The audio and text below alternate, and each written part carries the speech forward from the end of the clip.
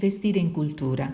una scelta di campo che ha scandito tutta l'attività ultra trentennale della Elisso,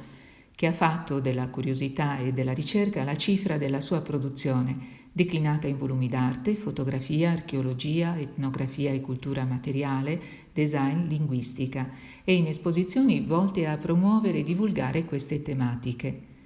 Per rendere fruibile tale lascito e l'esperienza maturata, si è individuato uno spazio nel cuore storico di Nuoro, destinato a ospitare il primo museo della scultura in Sardegna, nonché il Centro per le Arti, per la Fotografia e Archivi del Novecento.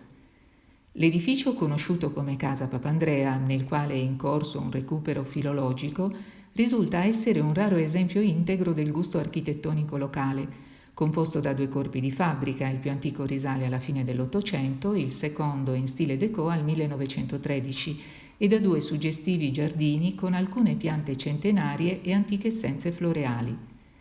Tale spazio di forti suggestioni e bellezza diviene significativo e propositivo referente per la condivisione della cultura artistico-visiva e materiale, aperto alla città e al territorio.